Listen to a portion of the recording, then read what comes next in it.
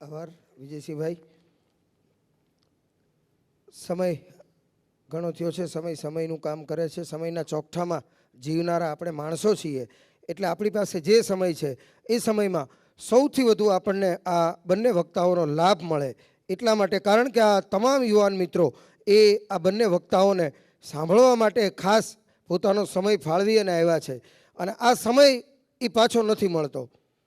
5 કરોડ રૂપિયા હું તમારી પાસેથી લઈ જાઉં તો 5 વર્ષે 10 વર્ષે ધર્મપાલસિંહજી કદાચ 20 વર્ષે આપી શકું પાછા, પણ આ સમય 5મી સપ્ટેમ્બર 2023 રાત્રે 9 વાગ્યાથી 12:30 વાગ્યા સુધીનો સમય એ આ 1200 વ્યક્તિઓએ જે આપ્યો છે, આ સમય ફરી પાછો કરોડો કે અરબો રૂપિયા ખર્ચો તોય મળી શકવાનો નથી. એટલે એ સમયનો સદુપયોગ કરીને જેમણે સમયનો સદુપયોગ કરી અને ખૂબ જ નાની ઉંમરમાં એવડી મોટી સિદ્ધિ પ્રાપ્ત કરી છે કે જેને હિમાલય જેવી સિદ્ધિ કહી શકાય, એવું એક વ્યક્તિત્વ, એક એવું નામ, પોલીસ અધિકારી તરીકે તમામ વ્યક્તિઓના મગજમાં એક સખ્ત ઇમેજ હોય, પણ એક વખત કૃષ્ણ ઉપર બોલવાની શરૂઆત કરે એટલે સમયને બાંધી દે એવું એક વ્યક્તિત્વ. એટલે આદરણીય સફી હસન સાહેબ, આપણે સફી હસન સાહેબને વિનંતી કરીએ કે એ નટખટ નંદલાલ કૃષ્ણની અને એ કૃષ્ણના લીધે આ યુવાનો એમના જીવનમાંથી શું પ્રેરણા લઈ શકે એવી એમને મનગમતો જે વિષય હોય એવા વિષયની વાતો લઈ અને આવે. સાહેબ મંચ ઉપર આવે ત્યાં સુધી આપણે જોરદાર તાળીઓ ચાલુ રાખીશું. આપ સૌની જોરદાર તાળીઓ વચ્ચે આદરણીય સફી હસન સાહેબ. રાત્રે લગભગ 10:30 વાગે જન્મદિવસની ઉજવણી નિમિત્તે અહીંયા ઉપસ્થિત તમામ રાજપૂત યુવા સંવાદ કાર્યક્રમમાં જેટલા પણ અલગ અલગ સમાજના અને ખાસ કરીને રાજપૂત સમાજના આગેવાનો અને યુવાનો અહીંયા ઉપસ્થિત છે એ બધાને સૌપ્રથમ જય માતાજી. એમણે કીધું કે ભગવાન કૃષ્ણના જીવન વિશેથી લઈને એમાંથી આપણે શું શીખી શકીએ એ સુધીની વાત કરવી છે અને પછી મારી ગમતી વાત કરવી છે. તો મારી ગમતી વાત જ એ છે. પણ આજે આટલા બધા યુવાનો અહીંયા મારી સામે ઉપસ્થિત છે. ભવિષ્યના ભારતની જ્યારે આપણે વાત કરતા હોઈએ, ભવિષ્યના સમાજની જ્યારે વાત કરતા હોઈએ, ત્યારે એવી 2-3 કઈ વાતો છે જે મારે આજે આપ સર્વેની સામે મૂકવી છે. પણ એના પહેલાં એક ક્વિક સર્વે જરા કરી લઈએ. આમાંથી કેટલા લોકો એવા છે જે સ્પર્ધાત્મક પરીક્ષાની તૈયારી કરે છે? ઓલમોસ્ટ 60%. વન્ડરફુલ. અને એ 60% માંથી એવા કેટલા છે જે પોલીસ કે આર્મીમાં જવા માંગે છે? 100%. આ સેમ એક્સપિરિયન્સ મેં ભાવનગરમાં કરેલો જ્યારે હું એએસપી ભાવનગર તરીકે હતો. અને એ વખતે જ્યારે પૂછ્યું ત્યારે સેમ જવાબ મને મળેલો. આમાંથી ભાવનગરવાળા કેટલા છે? સરસ. સો મોટાભાગના વિદ્યાર્થીઓ અહીંયા પરીક્ષાની તૈયારી કરતા ઉપસ્થિત છે અને એટલા માટે પરીક્ષા સંલગ્ન અને જીવન સંલગ્ન જે વાતો, પહેલાં તો એમણે કીધું કે યુવાન વય આઈપીએસ બની ગયા છે, 22 વર્ષની ઉંમરે આઈપીએસ બની ગયા અને યંગેસ્ટ આઈપીએસ બની ગયા.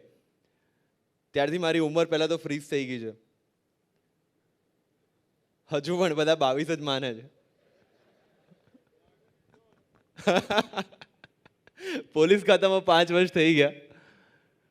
પણ યસ, અલ્ધો 22 વર્ષની ઉંમરે પોલીસ ખાતામાં આવી જવું, આઈપીએસ બની જવું, એ બધું છે એને હું કોઈ અચીવમેન્ટ નથી માનતો.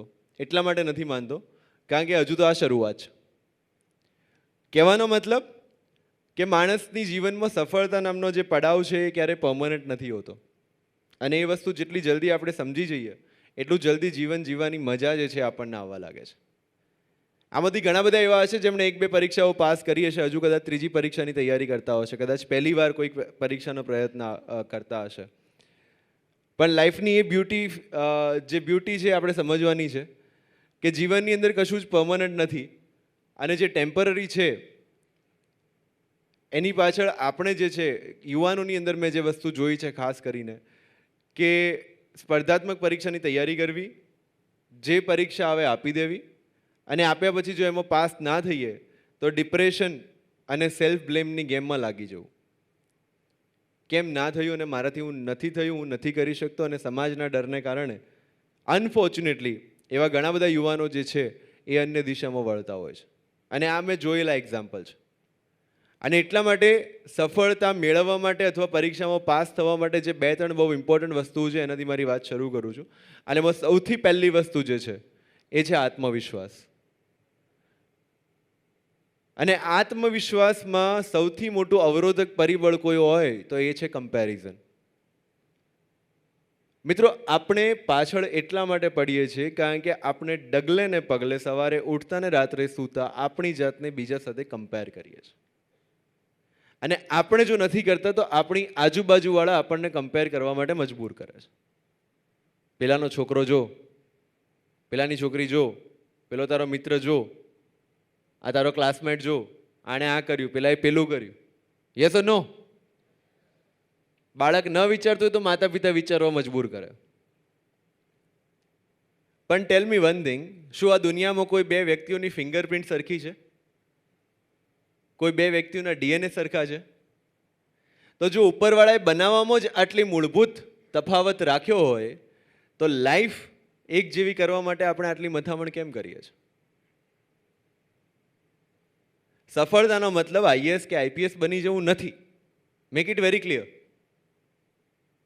અને એની કોઈ ઉંમર પણ નથી. કેટલાક લોકો 20 વર્ષે બને છે, એ 40 વર્ષે ડિપ્રેશનમાં આવે છે, તો કેટલાક 20મા વર્ષે ડિપ્રેશનમાં હોય, 40મા વર્ષે સફળ બને છે. પણ એનો મતલબ છે કે કન્ટિન્યુઅસ એફર્ટ જે છે આપણે શરૂ રાખવા પડે આપણી રીતે. જો 2 વ્યક્તિઓની ફિંગરપ્રિન્ટ એક ના હોય, જો 2 વ્યક્તિઓના ડીએનએ એક સરખા ના હોય, તો 2 વ્યક્તિઓની સફળતાની વ્યાખ્યા એક સરખી કઈ રીતે હોઈ શકે? એટલે પહેલી વસ્તુ, જ્યારે કોન્ફિડન્સની આપણે વાત કરતા હોઈએ છીએ ત્યારે કમ્પેરિઝનથી આપણે દૂર જવું પડશે. જ્યાર સુધી આપણે પોતાની જાતને બીજા સાથે કમ્પેર કરતા રહીશું ત્યાર સુધી સમજી લેવું કે આપણે પોતાની જાતને ક્યારેય ખુશ નહીં કરી શક્યા. અને કમ્પેરિઝનથી જ્યારે હટીએ અને કોન્ફિડન્સની જ્યારે વાત કરીએ ત્યારે ઘણા બધા કાર્યક્રમમાં હું જતો હોઉં છું અને લોકો મને પૂછતા હોય છે કે સર, કોન્ફિડન્સ ક્યાંથી લાવવો, આત્મવિશ્વાસ ક્યાંથી મેળવવો? આમાં પણ ઘણા બધા હશે જેમના મનમાં આ પ્રશ્ન હશે. મિત્રો, આત્મવિશ્વાસનું બીજું નામ છે પોતાની જાતનો સ્વીકાર.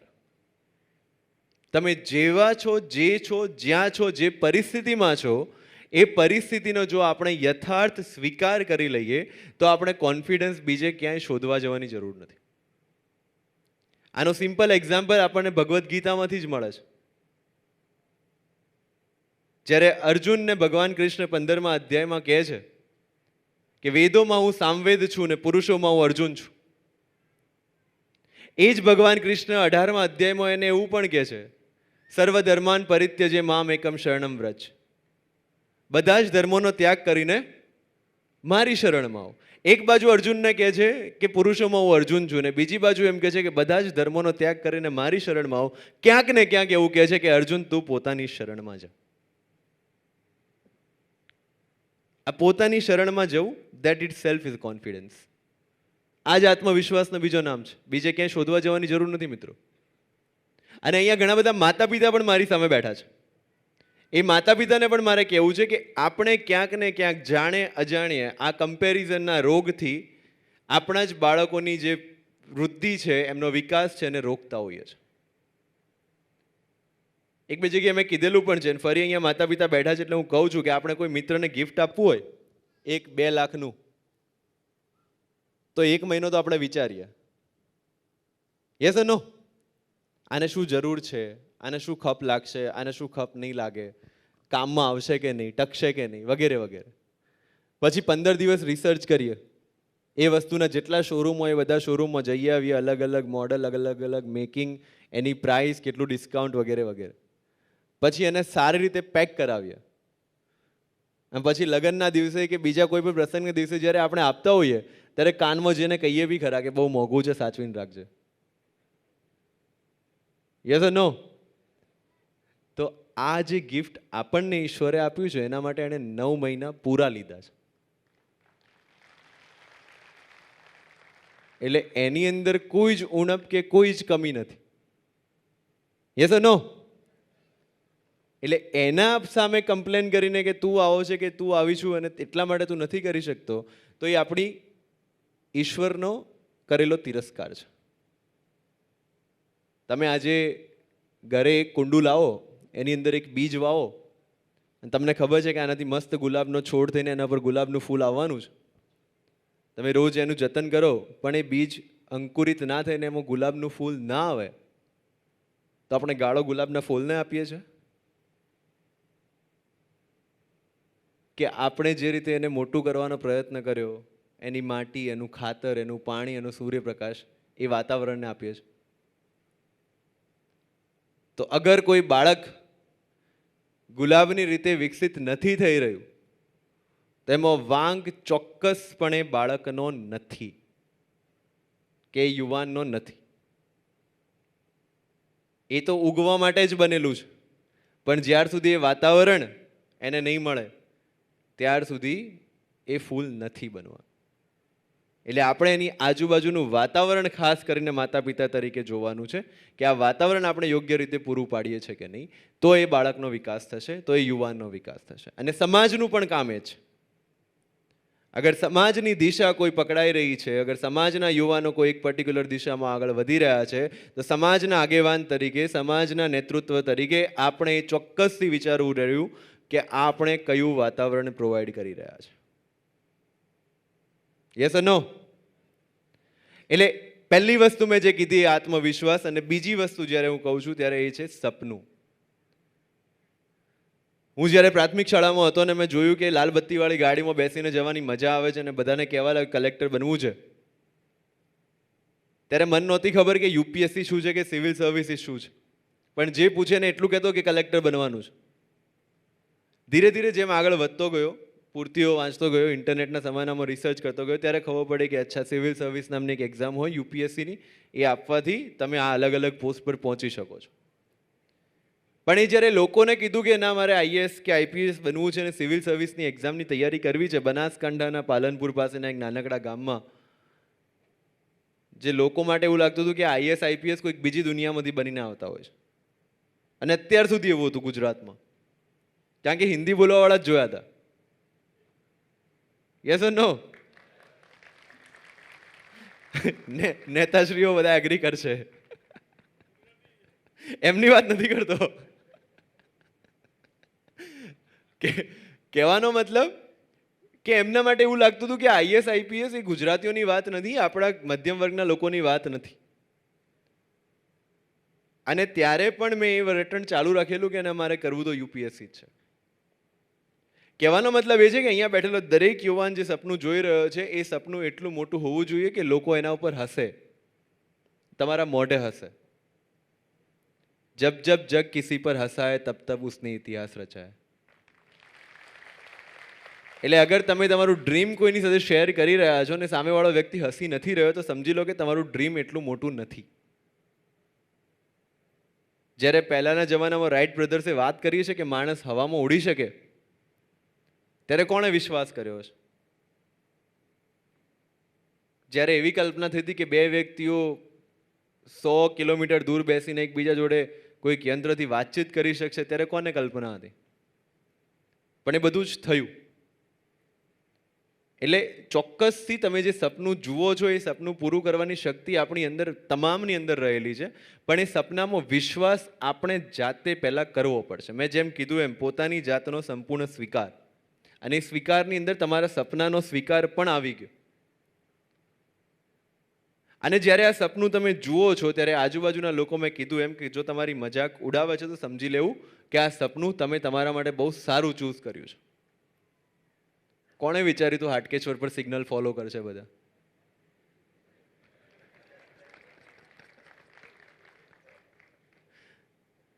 હું જ્યારે અહીંયા ચાર્જ લીધો ને ત્યારે બધાએ મને કીધું કે પૂર્વ અમદાવાદમાં ટ્રાફિક.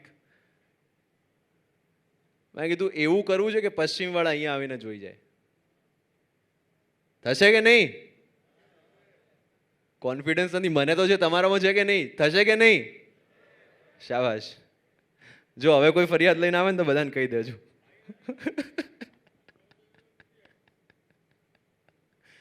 કહેવાનો મતલબ એ છે કે સપનું એવું જુઓ કે લોકો હશે. અને બીજી વસ્તુ કે જ્યારે તમે આ સપનું બધાને કહેશો ત્યારે એમાંથી 90% પબ્લિક એવી હશે કે જે તમને આવીને કહેશે કે આપણું કામ નથી. બેન દીકરી જ્યારે એવું કહે કે મારે પાયલટ બનવું છે કે આર્મીમાં જવું છે કે મારે ડૉક્ટર બનવું છે કે સાયન્ટિસ્ટ બનવું છે, ત્યારે આજુબાજુવાળી 10 બીજી બહેનો આવીને એવું કે આપણું કામ નથી, આપણે એવું ન કરાય, લગ્ન કરીને પતિની પૂજા અને સેવા કરવાની હોય. પણ મિત્રો, જસ્ટ ફોર ધ સેકન્ડ જ્યારે તમને આવું કહે કે આપણું કામ નથી અથવા તારાથી ન થાય કે અરીસામાં મોઢું જોઈને આવો, ત્યારે 1 સેકન્ડનો પોઝ લઈને તમારે ખાલી એટલું વિચારવાનું છે કે જે વ્યક્તિ કહી રહ્યો છે એણે શું ઉખાડી લીધું છે.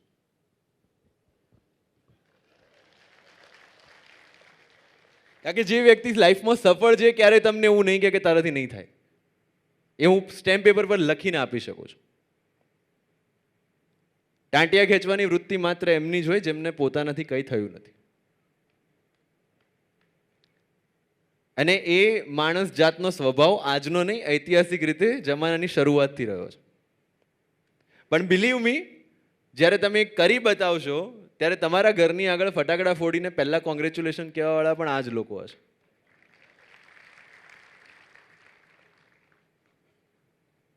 કિંમત હંમેશા સફળતાની થાય છે. ઇતિહાસ હંમેશા સફળ લોકોનો જ લખાય છે અને સફળ લોકો જ લખે છે. મિત્રો, જે 0.1% સફળ લોકો છે આ દુનિયાની અંદર અને 99.9% નિષ્ફળ અથવા સામાન્ય લોકો છે, એ બે વચ્ચેની ભેદરેખા બહુ જ ક્લિયર અને સ્પષ્ટ છે. મિત્રો, આપણે આજુબાજુ જેટલા લોકો જોઈએ છે એ બધા જ લોકોની અગર જીવન યાત્રા મારે તમને 2 લાઇનમાં કહેવી હોય ને તો જન્મવું, મોટા થવું, ભણવું, નોકરી લેવી, લગ્ન કરવા, છોકરા મોટા કરવા, એમને પરણાવવા અને પછી એમના છોકરા રમાડતા રમાડતા ગુજરી જવું. અને છેલ્લે 2x2ની એક શ્રદ્ધાંજલિ નોટ જે છે એ ન્યૂઝપેપરમાં આવે. સાચું ખોટું? પેલા 0.1% લોકો એવા છે કે જેમણે એક સપનું જોયું અને એ સપનાની પાછળ એમની તમામ એનર્જી જે છે એ લગાવી દીધી અને એના કારણે પછી એમના નામની જયંતિ ઉજવવામાં આવે. એટલે આપણે નક્કી કરવાનું છે કે આપણે ઇતિહાસનો ભાગ બનવું છે કે ઇતિહાસ લખવો છે. That is up to us. Yes or no? પણ આ બધાનું તમને એક વસ્તુ કહું, અત્યારે મોટિવેટ થઈને આપણે જઈશું ઘરે, કાલ માટેનું શેડ્યુલ બનાવી લઈશું. આટલા સબ્જેક્ટ, આટલા કલાક, આટલું તો વાંચવું જ છે. કદાચ 2-4 દિવસ ચાલશે પણ ખરા, અને પછી 5મા દિવસે બેટરી લો. યસ ઓર નો? એનું કારણ એ છે કે બહારથી લીધેલું ઇન્સ્પિરેશન જે છે એ એન્ટીબાયોટિક દવા જેવું હોય. એવું જાજુ ટકતું નથી. ટકવા માટે વાળું ક્યાંથી લેવું પડે? તો આ મેં કીધું એમ કે બહારથી આપેલું જે મોટિવેશન છે ને એ એન્ટીબાયોટિક હોય અને આપણું અંદરનું જે છે ને એ રોગ પ્રતિકારક શક્તિ તમારી જે છે ને એ જ. રોગ પ્રતિકારક શક્તિ જેટલી મજબૂત એટલી બહારની દવાઓની જરૂર નહીં પડે. સમજાય છે? અને આ રોગ પ્રતિકારક શક્તિ એટલે તમારું અંદરનું મોટિવેશન. ને અંદરનું મોટિવેશન ક્યાંથી આવે? એ અંદરનું મોટિવેશન આવે તમારા સપના અથવા તમે જે ડ્રીમ જોયું છે એની સાથેના તમારા લગાવથી. આમાંથી જેટલા લોકો પોલીસમાં જવાની વાત કરી અથવા આર્મીમાં જવાની વાત કરી, અગર પોલીસ ઓફિસરની ગાડી નીકળે છે અથવા કોઈ વ્યક્તિને આપણે વર્દીમાં જોઈએ છે અથવા કોઈ આર્મીનો જવાન નીકળે છે અને એને જોઈને ખાલી આપણને જો ગૂસબમ્સ આવી જતા હોય તો સમજી લો કે તમે તમારા સપનાને કમિટેડ છો. સમજાય છે? હું જ્યારે કોલેજમાં હતો ત્યારે આઈ મેડ ઇટ અ પોઈન્ટ કે હું મારા એનજીઓના કામથી જાણી જોઈને કલેક્ટર અથવા એસપીને મળવા જતો. કામ માત્ર કદાચ 2 મિનિટનું જ હોય અથવા તો એના પીએથી પણ પતી જવાનું હોય, પણ હું એટલા માટે જતો કારણ કે મને એ ચેમ્બરને જોઈને, એ ગાડીને જોઈને, એ નેમ પ્લેટને જોઈને એ જે એ તરફ જવાની જે દિશા છે એ મારી બહુ વેગવાન થઈ જતી. મને ગૂસબમ્સ આવી જતા, મને મજા આવતી કે એક દિવસે મારે પણ આ જગ્યાએ પહોંચવું છે. એટલો પ્રેમ હતો એ સપના માટે. એટલે અહીંયા બેઠેલા દરેક યુવાનને મારી વિનંતી છે, અને again I am repeating, IAS કે આઈપીએસ થઈ જવું કે ક્લાસ 1 થઈ જવું એ સક્સેસનો ક્રાઇટેરિયા નથી મિત્રો. તમને જે ગમે છે એની પાછળ લાગો. આજથી 20 વર્ષ પછી પણ તમને એ જોબમાં જો તમારો પગાર બંધ કરી દેવામાં આવે અને છતાં 24 કલાક કામ કરવાની મજા આવે, એ જે વસ્તુ છે એને પકડો. Nobody is going to ask, Lata મંગેશકરજીને કોઈ નથી પૂછવાનું કે તમે યુપીએસસી જીપીએસસી પ્રિલિમ્સ આપી હતી કે નહીં, કે 10મા કે 12મામાં કેટલા ટકા હતા. યસ ઓર નો? સચિન તેંડુલકરને કોણ એની ડિગ્રી જઈને પૂછવાનું છે ભાઈ?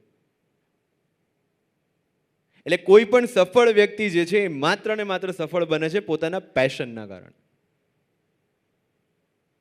બાકી એક્ઝામ્સ જેને બનવું છે મોસ્ટ વેલકમ, પણ જે લોકો હજુ કન્ફ્યુઝનમાં છે, જેને હજુ બુક જોઈને બગાસા આવે છે અને છતાં સ્પર્ધાત્મક પરીક્ષાની તૈયારી કરી રહ્યા છે, એવા જવાનો માટેની વાત છે. અગર તમારો ઇન્ટરેસ્ટ નથી, અગર તમારું પેશન નથી, તો આ રાઈટ ટાઈમ છે ડિસિઝન લેવાનો. ડિસિઝન લેશો ત્યારે ઘણા બધા લોકો તમારો વિરોધ કરશે. બિલીવ મી, એ સંસારનો નિયમ છે.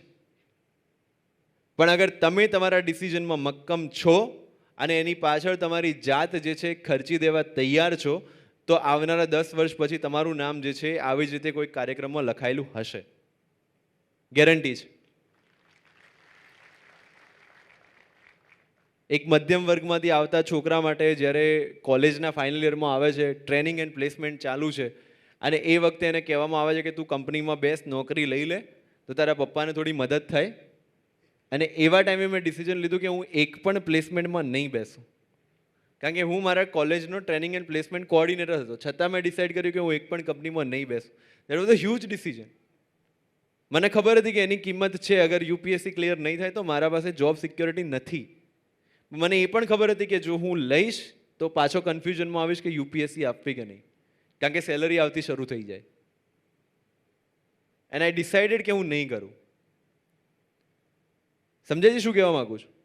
એટલે તમારું જે ડિસિઝન છે એના માટે જે પણ પ્રાઇસ જે છે એ પે કરવી પડે, be ready to pay it, તો જ સફળતા જે છે તમને જલ્દી શોધતી આવશે.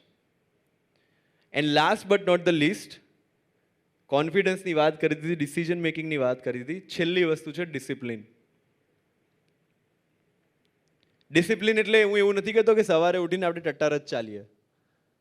ડિસિપ્લિનનો મતલબ એ છે કે 6 વાગ્યાનું એલાર્મ મૂકી દીધું હોય તો પછી 6:30 મમ્મીએ બૂમ ન પાડવી પડે. ડિસિપ્લિનનો મતલબ એ છે કે અગર મેં આજે ટાર્ગેટ નક્કી કર્યો છે અને મારે 6 કલાક કે 8 કલાક વાંચવાનું છે અને વાંચવાનું પૂરું નથી થયું, તો મારા મિત્રની બર્થડે પાર્ટી છોડવા માટે હું તૈયાર છું કે નહીં? Yes or no? This is discipline.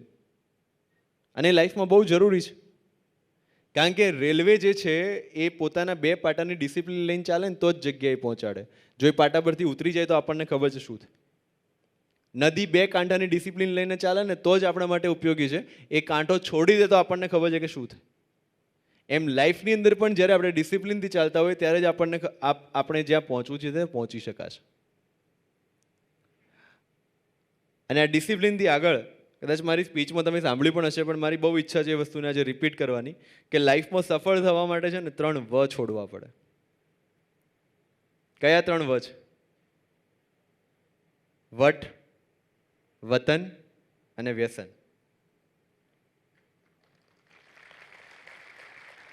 જે વ્યક્તિ આ 3 વ છોડી શકે, માની લેવું કે જીવનની અંદર એને સફળ થતા કોઈ નહીં રોકી શકે. અને સૌથી સફળ સમાજ જો જોવો હોય આ 3 વસ્તુ છોડીને સફળ થવા વાળો સમાજ, તો હું હંમેશા એક જ સમાજનું ઉદાહરણ આપું છું, જૈન સમાજ. વિચારી લો. યસ ઓર નો? વ્યસન આપણને ખબર જ છે. આજકાલ એક નવું વ્યસન જે આવી રહ્યું છે મોબાઈલનું વ્યસન. 5 મિનિટમાં રિપ્લાય ના આવે તો ડીપી હટી જાય.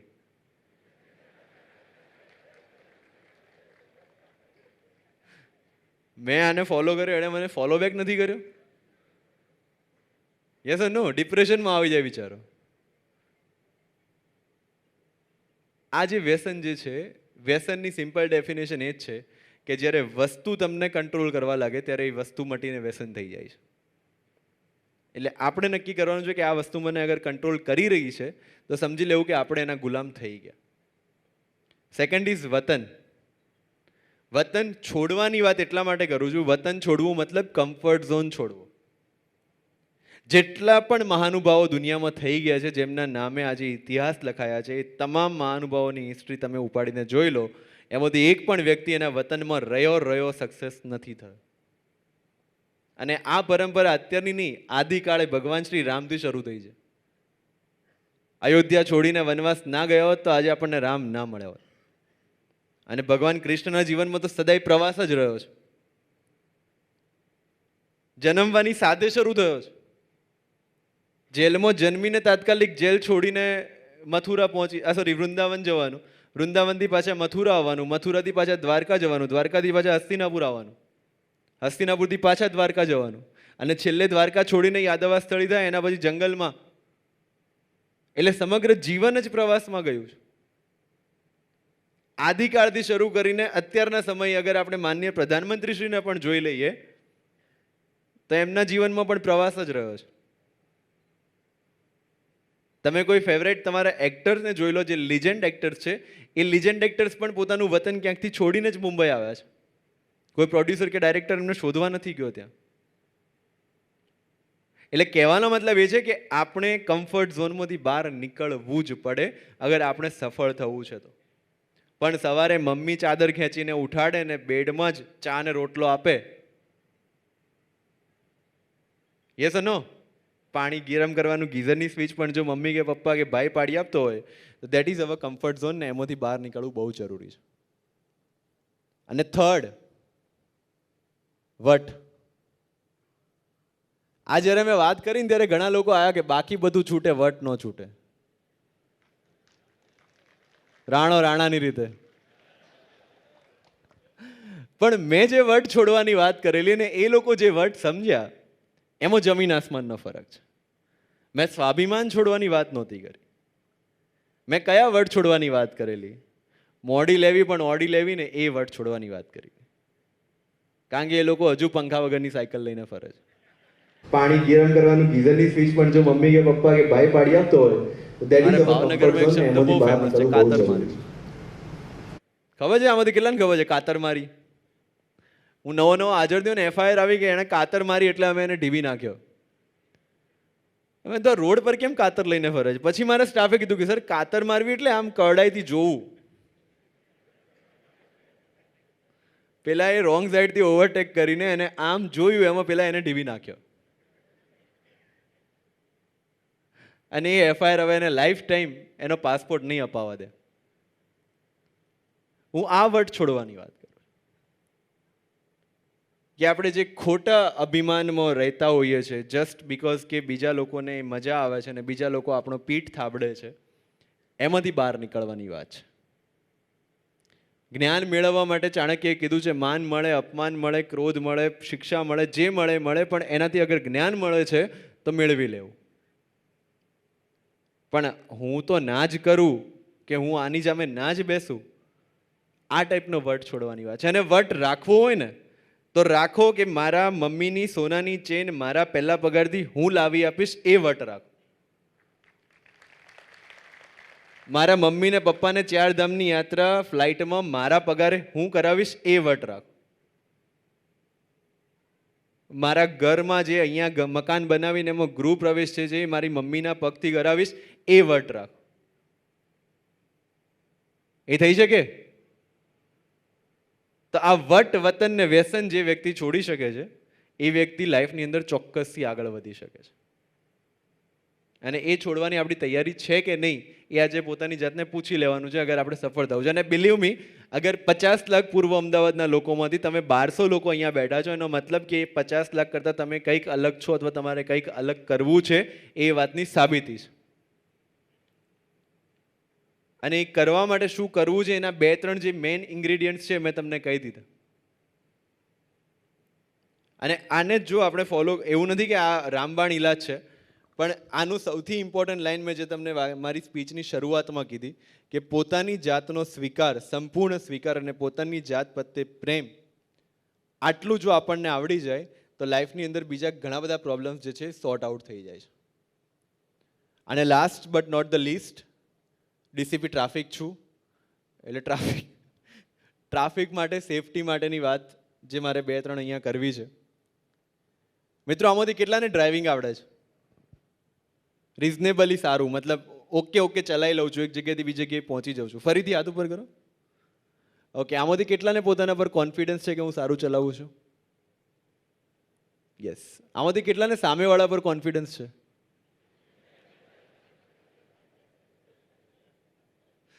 કે સામેવાળો સારું ચલાવે છે? બસ એ સામેવાળા માટે હેલ્મેટ પહેરવાનું છે. અથવા સીટ બેલ્ટ બાંધવાનો છે.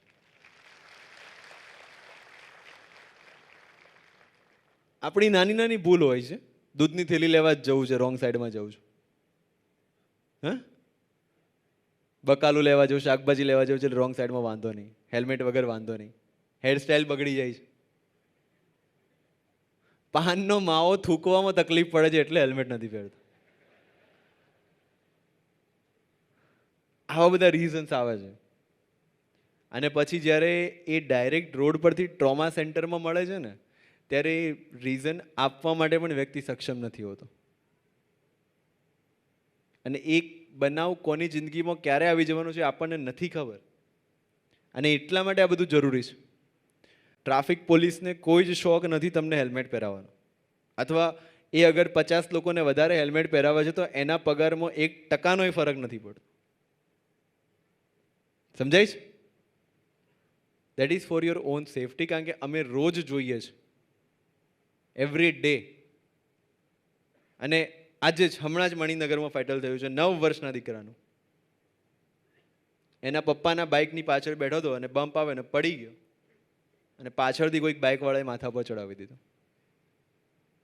એ બાળકે હેલ્મેટ પહેર્યું હોત તો? આ તો વાળો પ્રશ્ન નથી જોઈતો યાર. એવરી યર પૂર્વ અમદાવાદમાં કેટલા લોકો મરે છે ખબર રોડ એક્સિડન્ટમાં? 400 લોકો.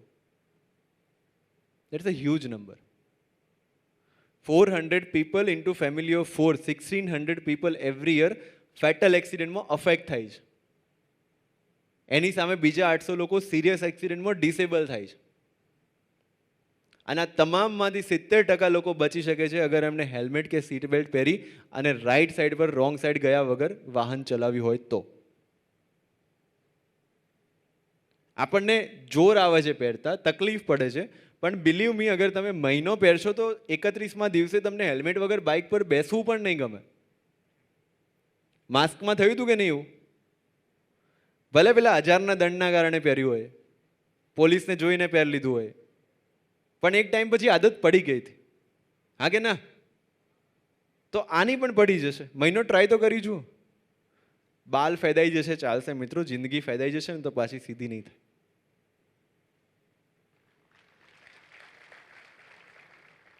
આપણને બધાને ઉતાવળ હોય છે ઘરે જવાની સાંજના સમયે.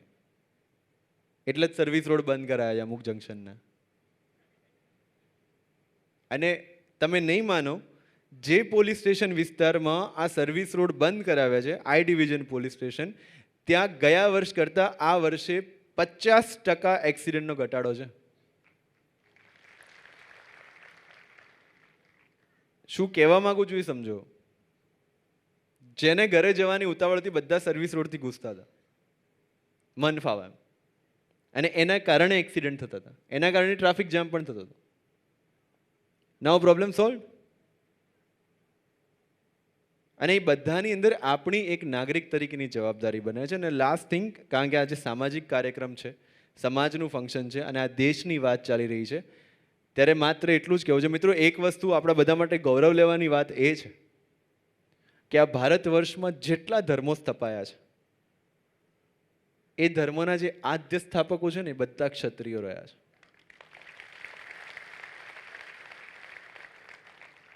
એ ભગવાન રામ હોય, ભગવાન કૃષ્ણ હોય, બુદ્ધ હોય, મહાવીર હોય, અને જૈનોના તો 24 તીર્થંકર ક્ષત્રિય છે. એ કેમ ત્યાં પહોંચી શક્યા ખબર છે? શ્રીમદ ભગવદ્ ગીતા મુજબ મનુષ્યની જે 4 ગુણધર્મો અથવા કર્મો છે, જેને આપણે આજે જાતિ કહીએ છીએ, એ મનુષ્યના જો 4 ભાગમાં જે વિભાજિત થયું છે, એ એકચ્યુઅલી એના કર્મોના લીધે થયું છે. જે વ્યક્તિ માત્ર પ્રાણી વૃત્તિથી જીવે છે, મતલબ સવારે ઉઠે છે, જમે છે ને રાત્રે સૂઈ જાય છે, એ શૂદ્ર છે. જે એનાથી થોડો ઉપર ઉતરીને સામાજિક રીતે સામાજિક બંધનોમાં આવવાની શરૂઆત કરે છે અને સામાજિક જીવન જીવે છે, એ વૈશ્ય છે. એનાથી ઉપર વ્યક્તિ જ્યારે વધારે સમજદાર બનીને પોતાની અંદરના ગુણ અને પોતાના અવગુણ, એ બંને વચ્ચેનું યુદ્ધ જ્યારે લડવાનું શરૂ કરે છે, ત્યારે એક ક્ષત્રિય છે. અને યુદ્ધ લડી અને આસુરી તત્વો ઉપર દેવી શક્તિઓનો વિજય, મતલબ કે આપણા અવગુણો પર આપણા ગુણોનો વિજય થઈને પરબ્રહ્મને જ્યારે આપણે સમજી શકીએ છીએ, ત્યારે આપણે બ્રાહ્મણ બનીએ છીએ. આ તીર્થંકરો સામાન્ય માણસમાંથી ભગવાન એટલા માટે બની શક્યા કારણ કે એમની અંદરનું જે યુદ્ધ છે એ પ્રચંડ પુરુષાર્થથી એમણે જીત્યું. એ ગુણ અવગુણ વચ્ચેનું યુદ્ધ, એ દેવી અને આસુરી શક્તિઓ વચ્ચેનું યુદ્ધ એ જીતી શક્યા ને એટલે આજે ભગવાન બની ગયા. અને આ જ વસ્તુ આપણે પણ કરવાની છે. જ્યારે પણ તમે સ્ટડી ટેબલ પર બેસો છો ને તમને ભણવાની ઈચ્છા નથી થતી, એનો મતલબ કે તમારા માટે એક ક્ષણે યુદ્ધ શરૂ છે. અને સાચા ક્ષત્રિય તરીકે આપણે યુદ્ધ જીતવું પડશે. અને આવું રોજનું એક જો યુદ્ધ આપણે જીતી જઈએ તો આપણને રોકી શકવા વાળું કોણ છે? યસ ઓર નો? અને ત્યારે એ જે સમાજનું નિર્માણ થશે એ આદર્શ સમાજનું નિર્માણ થશે. મિત્રો, હજુ કહું છું, કાળા કાચ રાખી નંબર પ્લેટ વગરની ગાડી રાખવાથી આપણે સમાજના આદર્શ નથી બનવાના. અને જો આપણે આવા વ્યક્તિઓને સમાજના આદર્શ માનીએ છીએ તો આપણે વિચારવું રહ્યું કે આપણે સમાજને કઈ બાજુ લઈ જઈએ છીએ. યસ ઓર નો? જે કાયદાનું પાલન નથી કરતો એ વ્યક્તિ આપણો આદર્શ કઈ રીતે હોઈ શકે? આપણે બાપુ કેમ કે છે ખબર છે? કારણ કે જે તે વખતે જે તે સમાજની જેટલી પણ પ્રજા એ રજવાડામાં રહેતી હતી ને એ બધાને એ વ્યક્તિ બાપ સમાન લાગતો હતો. અને મેં તો એનું લાઈવ એક્ઝામ્પલ જોયું છે. જ્યારે મેં મહારાજા કૃષ્ણકુમાર સિંહજીનું ટાઉન પ્લાનિંગથી લઈને એમની રાજ્ય ચલાવવાની પદ્ધતિને બધું જોયું ત્યારે મને સમજાયું. પણ એ સૌના આદર્શ છે અને એવા જ યુવાનો આપણા તમામ સમાજની અંદર આવે અને જેથી આપણે આદર્શ સમાજ તરફ વધી શકીએ, આગળ જઈ શકીએ. એવી આ પ્રયત્ન જે આજે એમના જન્મદિવસ પર શરૂ કરવામાં આવ્યો છે એ સદાય આગળ ચાલતો રહે. કારણ કે આવા બહુ ઓછા કાર્યક્રમો હોય છે કે જેમાં જન્મદિવસની ઉજવણી જે છે આવી રીતે થતી હોય. અને મારા માટે એ સદભાગ્યની વાત છે કે આજે જયભાઈ સાથે સ્ટેજ જે છે શેર કરવાનો મોકો મળ્યો છે. એટલે પોતાની જાતને પણ ભાગ્યશાળી માનું છું. અને વન્સ અગેન એવું કયું વચન તમારી પાસેથી લઈને જાઉં છું કે આમાં બેઠેલો દરેક વ્યક્તિ પોતે પણ કાયદાનું પાલન કરી, બીજાની પાસે કાયદાનું પાલન કરાવી અને હેલ્મેટ, સીટ બેલ્ટ અને ગાડીના નિયમો પાળી અને સફળતા તરફ આગળ વધશે તો તમારા જીવનની ગાડી પણ પૂર ઝડપે જે છે દોડશે. એવી આશા સાથે અહીંયા બેઠેલા તમામ સામાજિક અગ્રણીઓનો પણ ફરીથી એકવાર આભાર વ્યક્ત કરી અને વિરમું છું. જય હિન્દ, જય ભારત, જય ભવાની. આપણી એક એવી ઈચ્છા હતી કે પ્રશ્નોત્તરી જે યુવાન મિત્રોના મનમાં જે પ્રશ્નો હોય એ આપણે પ્રશ્નોત્તરી સ્વરૂપમાં કરવા. સાહેબનું કહેવાનું એવું છે કે હું ને જયભાઈ બે સાથે જયભાઈનું વક્તવ્ય પતે એના પછી આપણે પ્રશ્નોત્તરી કરીશું. પણ कौन मर न जाए इस सादगी पर, लड़ते भी है और हाथ में तलवार भी नहीं है. નકર આ તો બધા તલવારો વાળા છે.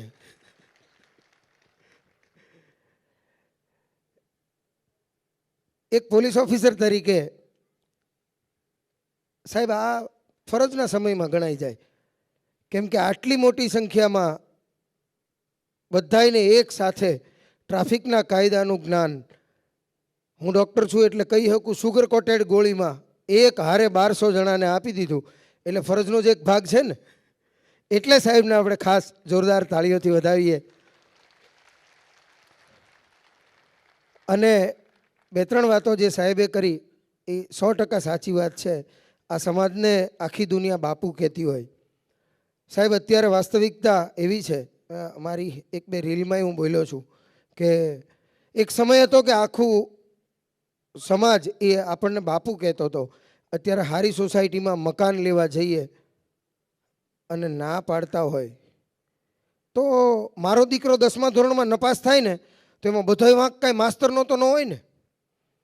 માસ્તર તો 50 છોકરાને ભણાવતો હોય, 49 પાસ થયા ને મારો જ દીકરો નપાસ થયો તો મારે એ સ્વીકારવું જોઈએ કે મારો દીકરો એ કદાચ ભણવામાં નબળો હોય. એટલે આપણી ત્રુટિઓ ઉપર ધ્યાન આપીને આપણે ફરી પાછા આગળ વધીએ. તો વડોદરાવાળા કાર્યક્રમમાં મેં કીધું હતું એમ હાવજ, કૂતરા, દીપડા બધું એક શેખે પાળેલું એક હારે. પણ એને ખબર ક્યારે પડી કે હું હાવજ છું? બધા એક હારે એક જ ખોરાક ખાય, એક જ વાડામાં રહીએ. શેખ પૈસાવાળો હતો, બધાને હોનાના પટ્ટે બાંધીને રાખે. પણ એક દિવસ પાણી પીવા ગયા ને હવેડામાં આમ આમ મોઢું બોળ્યું અને હાવજનું ધ્યાન ગયું. કાશીના અખાડે થતા અઘોરી સંપ્રદાયના સાધુની ભૂંહરી કેસ લટાયું હોય ને એવી કેસ લટાયું, એવી કહેવાળી જોઈ. એમ થયું કે ઓહો, આપણે ભાઈઓ જેવા નથી, આપણે થોડાક નોખા છીએ. અને પછી એણે ગીરનો માર્ગ લીધો. એ અવેડાએ જે સિંહને સિંહ છે એવું દર્શાવવાનું કામ કર્યું હતું ને, એ પાણીમાં જે પ્રતિબિંબ પડ્યું હતું ને, એ આપણી ફરજો અને આપણા હક્કો એનો પ્રતિબિંબ પાડવાનું કામ એ આજે સાહેબના વક્તવ્ય દરમિયાન આપણને મળ્યું છે. સાહેબને જોરદાર તાળીઓથી વધાવીએ અને સફીન હસન સાહેબનું સ્વાગત અને સન્માન કરવા માટે હું ખાસ વિનંતી કરીશ વટવા વિધાનસભા મત વિસ્તારના આદરણીય ધારાસભ્ય શ્રી બાબુસિંહજી જાદવ સાહેબ, બાપુનગર વિધાનસભા મત વિસ્તારના ધારાસભ્ય આદરણીય શ્રી દિનેશસિંહજી કુશવાહ, પાદરા વિધાનસભા મત વિસ્તારના ધારાસભ્ય આદરણીય શ્રી ચૈતન્યસિંહજી ઝાલા અને ગુજરાત રાજ્ય ભારતીય જનતા પાર્ટીના પ્રવક્તા અને અમારા મોટાભાઈ અને અમારા રાહબર એવા આદરણીય શ્રી જયરાજસિંહજી પરમાર સાહેબને કે સાહેબનું પુષ્પગુચ્છ અને મોમેન્ટો અર્પણ કરી અને સ્વાગત કરે. આપણે સૌ આ સ્વાગત થાય ત્યાં સુધી સાહેબને જોરદાર તાળીઓ.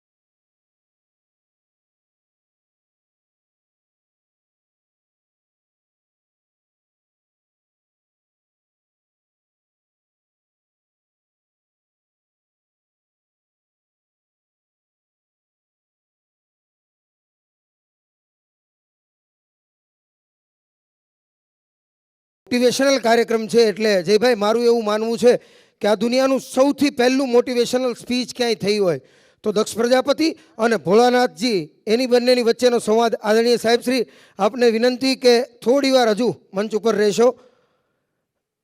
દક્ષ પ્રજાપતિ અને મહાદેવ એ બંનેની વચ્ચે જે સંવાદ થયો એ આ દુનિયાનો સૌથી પહેલી મોટિવેશનલ સ્પીચ હતી.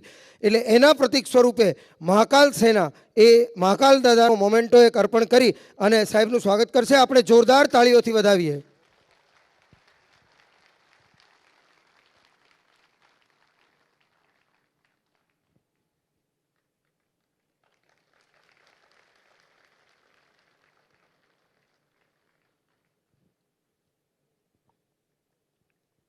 આભાર સાહેબ. અને આ કાર્યક્રમના જે સહભાગી રહ્યા છે એવા પાર્શ્વ જ્વેલર્સના માલિક અને અમારા વિજયસિંહભાઈના અંગત મિત્ર, એટલે અંગત મિત્ર છે એટલે હું વિજયસિંહભાઈને જ વિનંતી કરું કે એમનો આપણને સૌને પરિચય કરાવે. આપ આ કાર્યક્રમ નિહાળી રહ્યા છો ક્યારના. મેઇન બેનર છે રાજપૂત યુવા સંવાદનું, એની ઉપર પાર્શ્વ જ્વેલરી હાઉસ લખેલું છે. એટલે એમ કે આ રાજપૂત સમાજનો કાર્યક્રમ છે અને પાછું આ જ્વેલરી હાઉસનું પાછું શું આવ્યું એમ. એટલે મારા ખાસ મિત્ર છે દર્શનભાઈ શાહ, જેમનો શોરૂમની ચેન છે. એક શોરૂમ હોવો અને શોરૂમની ચેન એ બી જ્વેલરીમાં, એટલે ખૂબ મોટી વસ્તુ કહેવાય.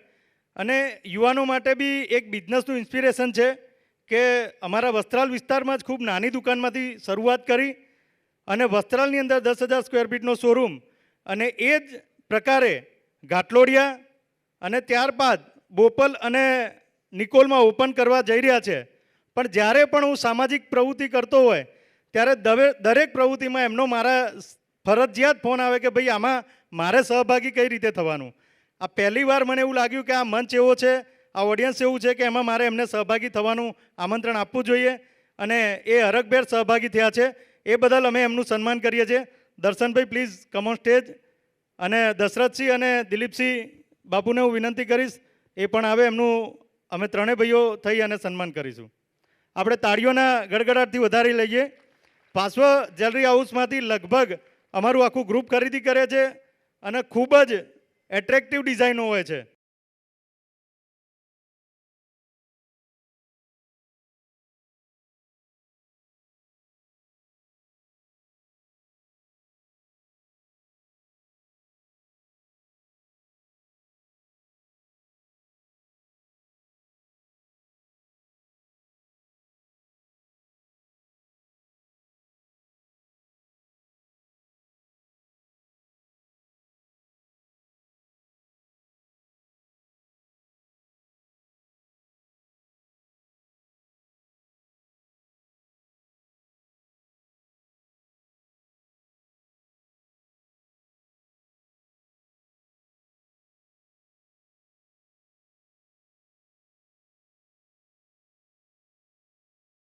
સાઈ રેલવે શ્રી જબ્બરસિંહજી ચાવડા ઉપસ્થિત છે. એમનું સ્વાગત કરવા માટે હું વિનંતી કરીશ કર્ણવીરસિંહ ચાવડા, સિદ્ધરાજસિંહ રહેવર, ભાવેન્દ્રસિંહ સોલંકી અને વિશ્વરાજસિંહ કુંપાવત. ચાવડા સાહેબને વિનંતી કે મંચ ઉપર આવે.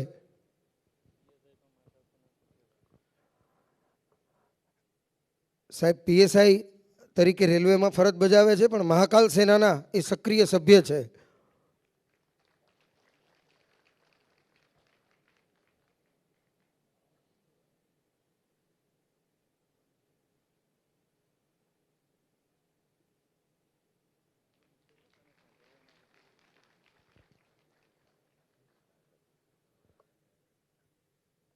અને હવે કોઈ જાતનો સમય નહીં બગાડતા અને આ સાંપ્રત સમયમાં પ્રસ્તુત છે ગીતા સંદેશ એ ભગવાન કૃષ્ણના પણ આપણે વંશજો છીએ. મારે અહીંથી કહેવું છે કે જ્યારે આપણે કોઈ દ્રઢતાપૂર્વક એવું કહે કે હું સત્ય કહું છું, આ મારી વાત જે છે સાચી છે, એવું જ્યારે કહે ને ત્યારે સામેવાળો એને ટોણો મારે કે બહુ ના જોયો તો રાજા હરિશ્ચંદ્રની સંતાન. હા હા, આપણે રાજા હરિશ્ચંદ્રના સંતાનો છીએ. મારે અહીંથી આપને એ પણ કહેવું છે કે દેશ આઝાદ થઈ જાય અને સરદાર સાહેબ અખંડ ભારતની રચના કરવા માટે પહેલી ટહેલ જ્યાં નાખે ને, એ ટહેલ જેને નાખે એ રાજા કૃષ્ણકુમારસિંહજી ત્યાં જઈને કહેવામાં આવે કે રજવાડા આપવાના છે. એક પળનો પણ વિચાર કર્યા વગર, કેમ કે આપણા ડીએનએમાં એ છે કે નેશન ફર્સ્ટ. એક પાર્ટીનો વિચાર છે, એ પાર્ટીનો જ હું સેવક છું, પરંતુ નેશન ફર્સ્ટ એ તો આપણા લોહીમાં છે. આપણા કૃષ્ણકુમારસિંહજીએ પળનોય વિચાર કર્યા વગર આપી દીધું.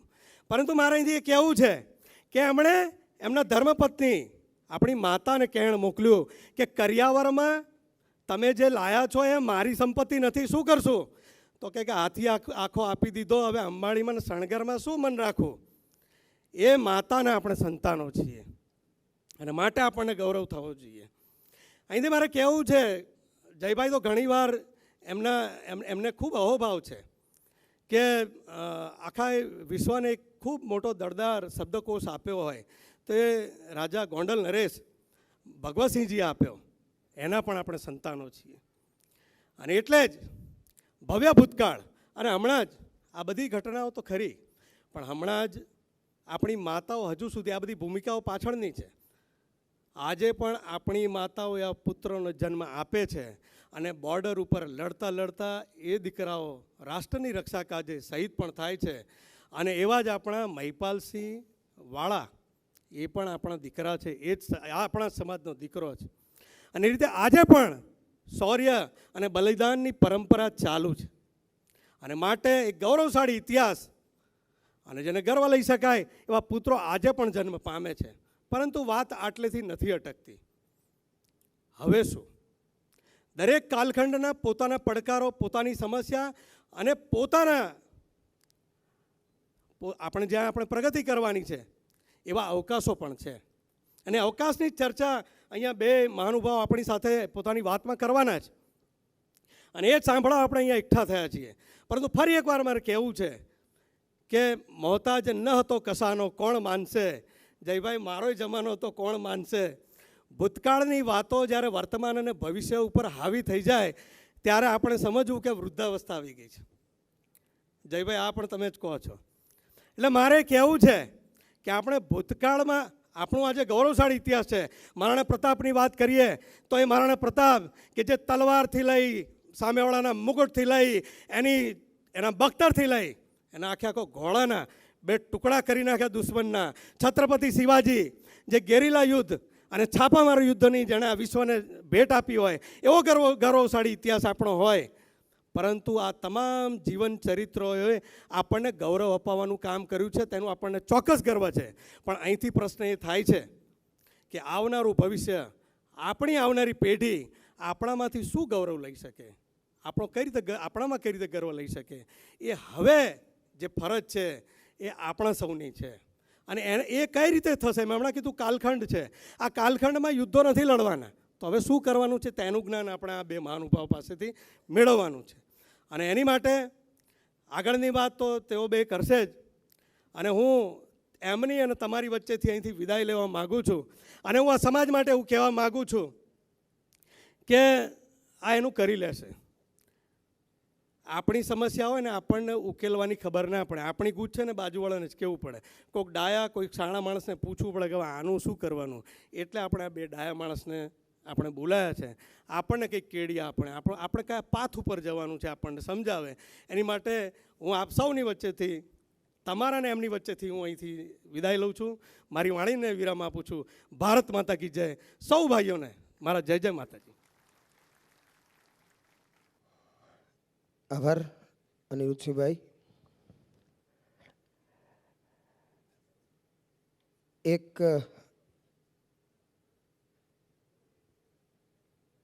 એવા સુંદર વિષયની એમણે વાત કરી. કનકસિંહ બાપુ, એક બહુ સારી કહેવત છે, આમ તો દુહાના સ્વરૂપમાં છે કે સબસે બડા ભૈયા કે સબસે બડા રૂપૈયા. એનો જવાબ છે કે સબસે બડા ભૈયા. ક્यों? क्योंकि मार दे थपाट और छीन ले रुपैया. રૂપિયાનું આવે શું? ભાઈ હોય તો કામમાં આવે.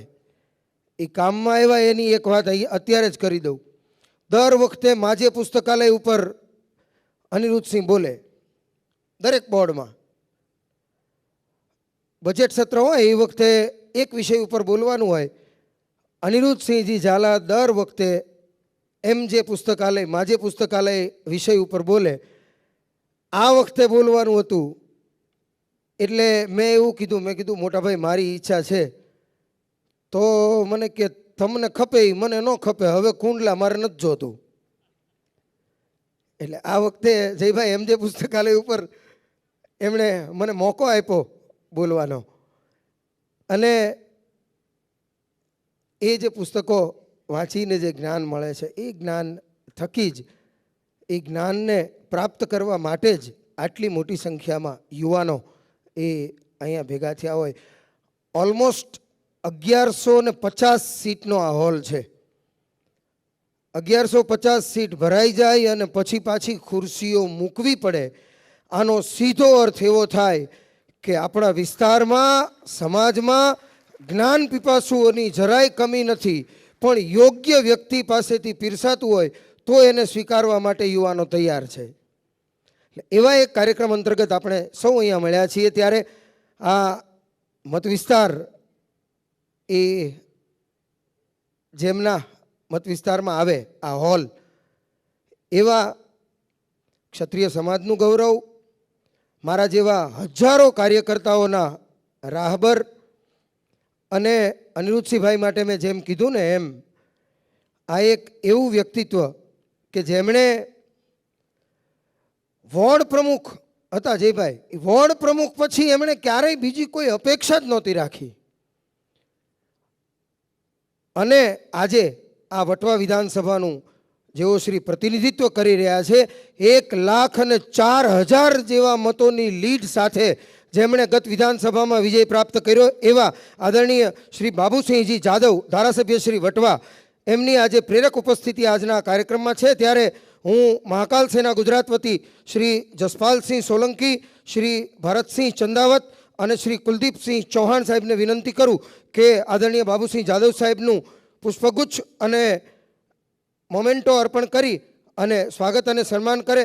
બાપુ આપ કૃપા કરી અને મંચ ઉપર પધારો. આપણે સૌ જોરદાર તાળીઓથી વધાવીએ.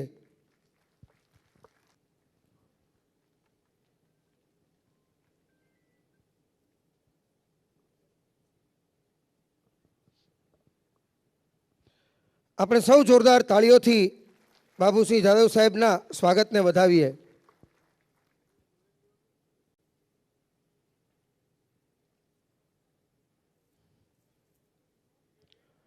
બાપાને મેં પહેલાં બોલાવ્યા ને એટલે એમણે ત્યાંથી એવું કીધું કે હું આ વિસ્તારમાં, આ વિધાનસભા મારી છે એટલે હું યજમાન કહેવાઉં, એટલે આપણે પહેલાં મહેમાનને બોલાવવા જોઈએ. પણ મોટે ભાગે આ ક્ષત્રિય ડાયરો છે અને ક્ષત્રિયોમાં ઉંમરને સૌથી પહેલી માન્યતા આપવામાં આવે છે. કેમ કે વડીલ એમને સૌથી પહેલાં બોલાવવામાં આવે. એટલે આદરણીય બાબુસિંહજી જાદવ સાહેબનું આપણે પહેલાં સ્વાગત કર્યું છે અને હવે એક એવા યુવાન ધારાસભ્ય જે મ્યુનિસિપલ કોર્પોરેશનમાં હજી અમારી સાથે કાઉન્સિલર તરીકે જ ધારાસભ્ય હોવા છતાંય કોર્પોરેશનના બોર્ડમાં આવે ત્યારે અમારી સાથેનું એમનું વર્તન એ મ્યુનિસિપલ કાઉન્સિલર એક મ્યુનિસિપલ કાઉન્સિલર બીજા મ્યુનિસિપલ કાઉન્સિલરને મળે એ જ રીતનું હોય છે. એમના ઉપર ધારાસભ્ય પદ હાવી થયું જ નથી અને માતાજી કરે કે ક્યારેય એ પદ હાવી ન થાય એવું એક વ્યક્તિત્વ એટલે દિનેશસિંહજી કુશવા, ધારાસભ્ય શ્રી બાપુનગર વિધાનસભા. એમને વિનંતી કરીશ કે અહીંયા મંચ ઉપર પધારે અને એમનું સ્વાગત કરવા માટે મહાકાલ સેના ગુજરાત વતી શ્રી જયકિશનસિંહ વાઘેલા, શ્રી જયેન્દ્રસિંહ સોલંકી અને શ્રી મુકુંદસિંહ વાઘેલાને વિનંતી કરું કે પુષ્પગુચ્છ અને મોમેન્ટો અર્પણ કરી અને દિનેશસિંહજી કુશવાનું સ્વાગત કરે. આપણે સૌ જોરદાર તાળીઓથી આ સ્વાગતને વધાવીએ.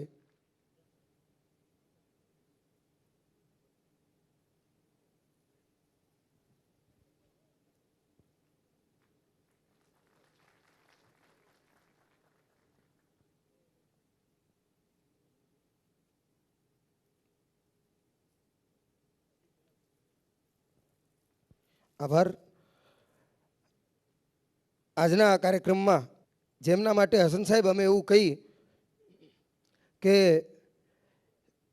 આટલો બધો નિર્મળ માણસ એ પોલીસ ખાતામાં આવે એટલે બહુ મોટી વાત કહેવાય. કારણ કે આટલી વસ્તુઓ એની જગ્યાએ જ સારી લાગે. વાત મરમની, આદેશ ધરમની, દુકાનદારી નરમની, સત્તા ગરમની અને દલાલી બેશરમની. વાત મરમીલી હોય તો કામની ને. માણસને પડદો હોય તો ધર્મનો પડદો હોય. વાત મરમની, આદેશ ધર્મની, દુકાનદારી નરમની. દુકાનદાર છે, વેપાર જેને કરવો છે એ હંમેશા નરમ હોવો જોઈએ. મોટાભાગે વાસણની દુકાનો, ઇલેક્ટ્રોનિકના શોરૂમને એમાં આપણે ન હાલતા એનું કારણ આ હતું કેમ કે દુકાનદારી નરમની હોવી જોઈએ અને સત્તા હંમેશા ગરમની હોવી જોઈએ. પણ એક એવા પોલીસ અધિકારી કે એમના માટે કાયમ અમે કહીએ કે આ એક એવા અધિકારી છે કે જેમણે પોતાના પોલીસ સ્ટેશનમાં જ્યાં ક્યાંય પણ નોકરી કરી છે એ પોલીસ સ્ટેશનમાં ક્યારેય આજ સુધી ક્યારેય સખ્તી કરી છે, માર્યા છે 100%, પણ ક્યારેય કોઈ પણ આરોપીને જેમણે અપશબ્દોનો આજ સુધી ક્યારેય પ્રયોગ નથી કર્યો. એ એમ કહે કે અપશબ્દ બોલીએ ને તો માણસનું અંદરનું જમીર મરી જાય અને પછી છે ને એ માણસ નો રહીએ, મશીન રહીએ અને પછી મશીન છે ને એ ગમે એ કરી શકે. માણસ છે એનામાં સંવેદના હોય પણ એક વખત એની સામે તમે અપશબ્દોનો પ્રયોગ કરો તો એની સંવેદના મરી જાય એટલે પછી માણસ મશીનવત થઈ જાય. એટલે એવા એક અધિકારી અને એનાથી વિશેષ અમને વધારે ગમે એટલા માટે કે જે પોલીસ સ્ટેશનમાં જાય ને એ પોલીસ સ્ટેશનમાં દર 2-3 મહિને એકાદો ડાયરો તો હોય ને હોય જ. એવા ડાયરામલ પોલીસ અધિકારી અમારા સૌના માર્ગદર્શક એવા વટવા પોલીસ સ્ટેશનના પીઆઈ શ્રી કુલદીપદાન ગઢવી સાહેબ એ આજના કાર્યક્રમમાં અહીંયા ઉપસ્થિત છે. સાહેબને વિનંતી કરું કે અહીંયા મંચ ઉપર વધારે સાહેબનું સ્વાગત અને સન્માન કરવા માટે હું વિનંતી કરીશ. મહાકાલ સેના ગુજરાત વતી શ્રી ધરમપાલસિંહ સિસોદિયા, શ્રી હરપાલસિંહ વાઘેલા અને Shri Vijaysinh Sisodia.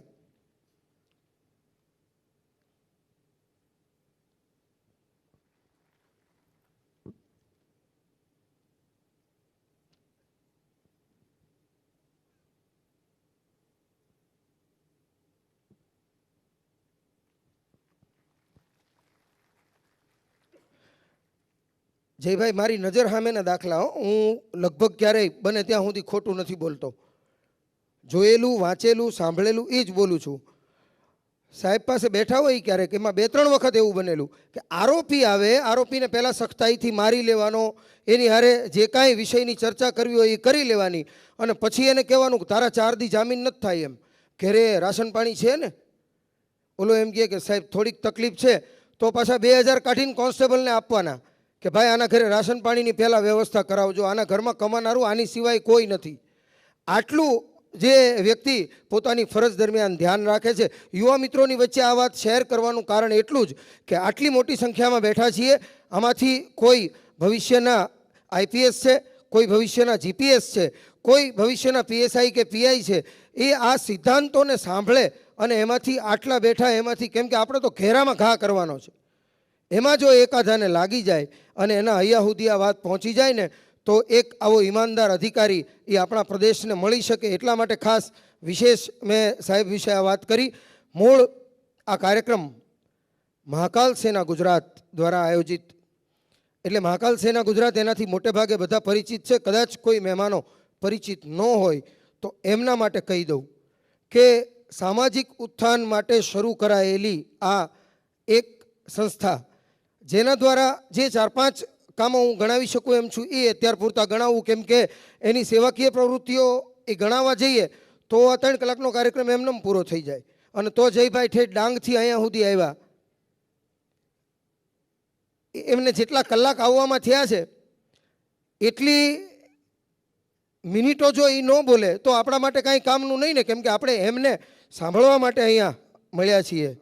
SDM sub divisional magistrate Shri Sudhendrasinhji Chavda, અધિક કલેક્ટર શ્રી, એમની આજના કાર્યક્રમમાં પ્રેરક ઉપસ્થિતિ છે. આપણે એમને વિનંતી કરીએ કે સાહેબ મંચ ઉપર પધારો અને સાહેબનું સ્વાગત પુષ્પગુચ્છ અને મોમેન્ટો અર્પણ કરી અને મહાકાલ સેનાના પદાધિકારી મિત્રો એ સાહેબનું સ્વાગત કરશે. એસડીએમ શ્રી સુધેન્દ્રસિંહજી ચાવડા.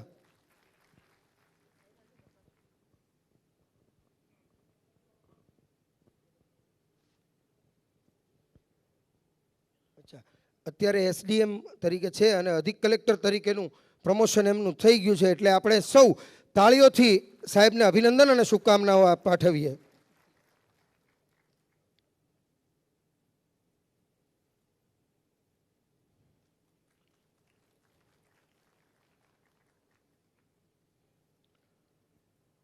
મહાકાલ સેનાની પ્રવૃત્તિઓ વિશે હું વચ્ચે વચ્ચે જ્યાં જ્યાં સમય મળે ત્યાં હું આપ સૌને એનાથી અવગત કરાવતો રહીશ. પણ આ યુવાન મિત્રો આટલી મોટી સંખ્યામાં ભેગા થાય એની પાછળનું કારણ એ છે કે આ યુવાનોને સાથે લઈ અને ચાલનારી સંસ્થા છે. સૌથી પહેલી કોઈને જરૂરિયાત હોય કાંઈ તો પાયાની જરૂરિયાતો છે રોટી કપડાં ઓર મકાન, એનો અર્થ કે રોજગારી. આ સંસ્થા દ્વારા યુવાન મિત્રો માટે રોજગારીની એક એવી વ્યવસ્થાનું આયોજન કરવામાં આવ્યું કે જે અંતર્ગત 250 બોલેરો અને 150 મારુતિ ઇકો, 1 પણ રૂપિયાનું ડાઉન પેમેન્ટ નહીં ભરવાનું અને બેંકના અધિકારી તમારા ઘેર આવે, લાયસન્સ ન હોય તો તમારે લાયસન્સ લેવડાવવા સુધીની વ્યવસ્થા એ આ સંસ્થા દ્વારા કરવામાં આવે. અને એના પછી એક લેપ્સ પીરિયડ આપવામાં આવે કે આટલો સમય તમારે કોઈ હપ્તો નથી ભરવાનો, એના પછી તમારા હપ્તા ભરવાના શરૂ થાય. એવી રીતે એક સાથે 400 યુવાન મિત્રોને રોજગારીની તક પૂરી પાડવાનું કામ એ આ મહાકાલ સેના ગુજરાત દ્વારા કરવામાં આવ્યું છે.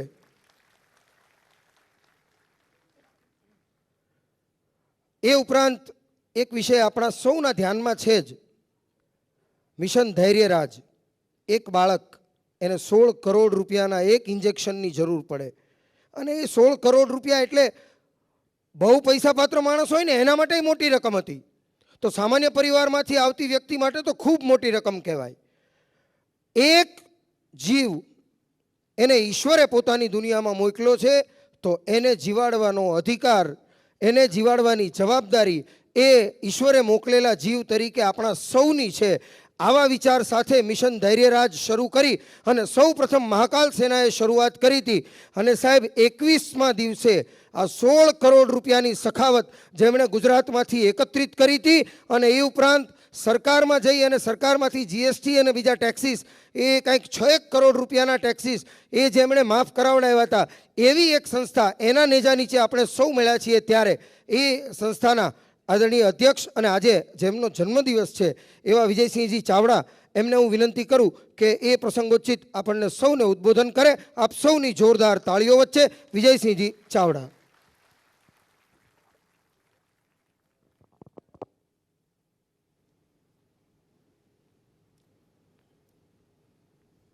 હેલો. સૌ પ્રથમ તો આજના આ એકદમ નવતર પ્રયોગ રાજપૂત યુવા સંવાદ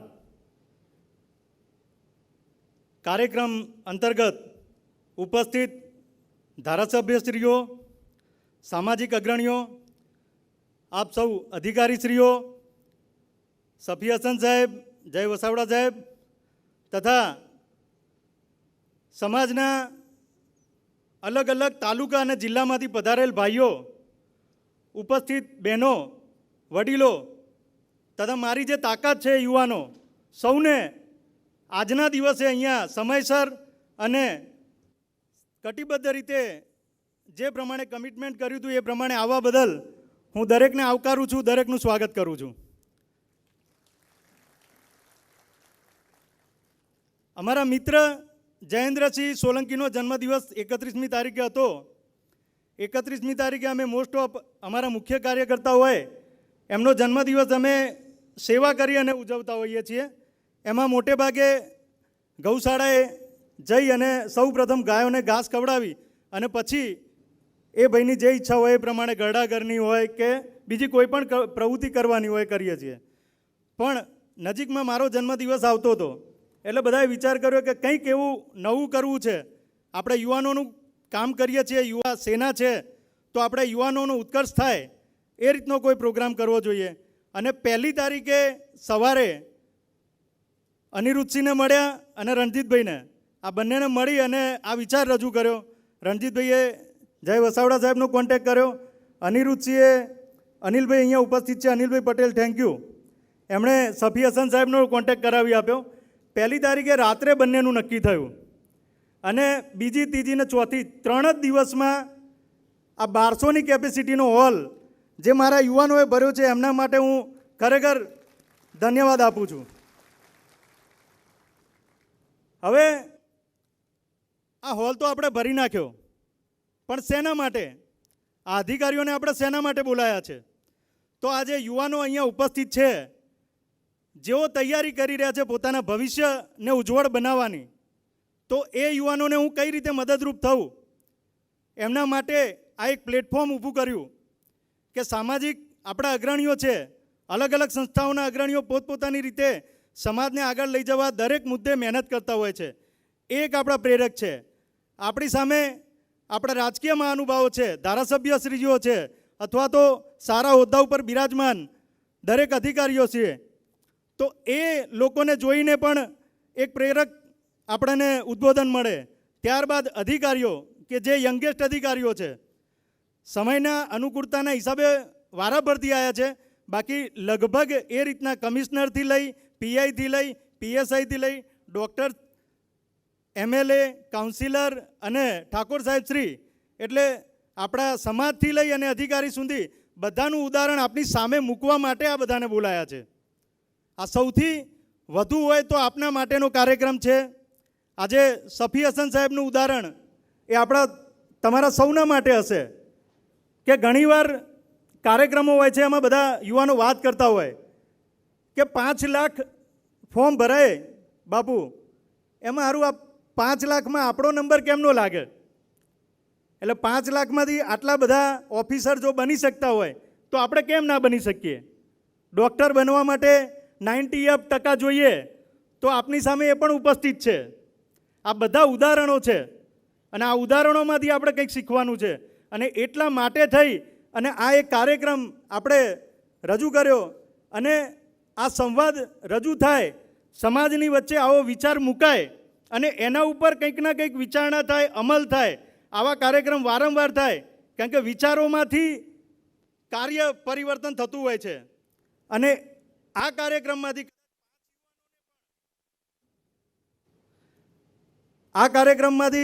કદાચ 5 યુવાનોને પણ આનો ફાયદો થશે ને તો પણ આ કાર્યક્રમ સફળ ગણાશે. બીજી એક વસ્તુ એવી છે કે સમાજ સેવા કરીએ છીએ એટલે હંમેશા સમાજની વિચારધારા હોય. આજે જ્યારે આપણે આવડા મોટા ક્રાઉડમાંથી આગળ જઈ પરીક્ષા આપી અને સિલેક્ટ થયા હોય તો આપણે પણ એવો નિયમ લેવો જોઈએ. આજે સામાજિક કાર્યકર્તા તરીકે અમે આ કાર્યક્રમો આયોજન કરી અને સમાજને મદદરૂપ થતા હોય તો જે પણ આપણા યુવાનો આગળ ભવિષ્યમાં કોઈ પણ પોસ્ટ ઉપર નોકરી લાગે તો એ લોકો પણ 5 યુવાનોને મદદ કરે અને એ 5 યુવાનોને આગળ ક્યાંક ના ક્યાંક નોકરી મળે એના માટેનું એ પ્લેટફોર્મ બનાવે. આ રીતે કરીશું, આ વિચારો લાવીશું અને વિચારધારાને આપણે કાર્યધારામાં પરિવર્તિત કરીશું તો આપણે સમાજને આગળ લઈ જઈ શકીશું. અને એના માટે થઈ અને આ કાર્યક્રમનું આયોજન કર્યું છે. ખૂબ જ ટૂંકા સમયમાં આયોજન કર્યું છે. ક્યાંય પણ અમારાથી ક્ષતિ રહી ગઈ હોત તો માફ કરજો. અને બંને જે વક્તાઓ છે એમના વિશે પણ હું કહું કે આ બંને વક્તાઓના ફોટા સાથે મેં સોશિયલ મીડિયા પોસ્ટર બનાવ્યા અને લખ્યું રાજપૂત યુવા સંવાદ. સામાજિક કામ કરીએ છીએ એટલે સમાજના યુવાનો વધુમાં વધુ આવે એવી અમારી ઈચ્છા હતી એટલે રાજપૂત યુવા સંવાદ એવું લખ્યું. પણ ઘણા અલગ અલગ સમાજોમાંથી ફોન આવ્યા કે ભાઈ અમારે આ બંને વક્તાઓને સાંભળવા આવવું છે. એટલે એમને પણ ધન્યવાદ કે લોક જે દરબાર છે એમાં પણ તમારું ખૂબ જ નામ છે. અને સ્પેશિયલ અહીંયા મારા ઘણા મિત્રો છે જે બીજા સમાજના છે, પટેલ સમાજ, બ્રાહ્મણ સમાજ, દરેક સમાજમાંથી અહીંયા મારા મિત્રો ઉપસ્થિત છે અને જે સ્પેશિયલ બંને વક્તાઓને સાંભળવા માટે આવ્યા છીએ. અને હવે આપણે કોઈ પણ જાતનો સમય ના બગાડતા એમને આપણે કાર્યક્રમ આપીશું. અને સૌ ભાઈઓને વિનંતી છે કે ખૂબ શાંતિથી, ખૂબ પેશનથી અને ખૂબ એકાગ્રતાથી આ કાર્યક્રમ આગળ તમે નિહાળજો અને આમાંથી કંઈક ને કંઈક પ્રેરક ઉદ્બોધન લઈ અને જજો અને એના ઉપર કામ કરજો. બાકી દરેક સંમેલનો થાય છે, ઘરે જઈએ છીએ, જમણવાર થાય છે, ઘરે જઈએ, છૂટા પડીએ અને બીજા દિવસે ભૂલી જઈએ છીએ. એવું કંઈ ના થાય અને આમાંથી આપણે કંઈક શીખ મેળવી અને બધા આગળ વધીએ અને આમાંથી કંઈક યુવાનો આગળ વધશે તો અમારો આ ખર્ચો, અમારી આ મહેનત એ લેખે લાગશે. જય માતાજી, જય શ્રી મહાકાલ.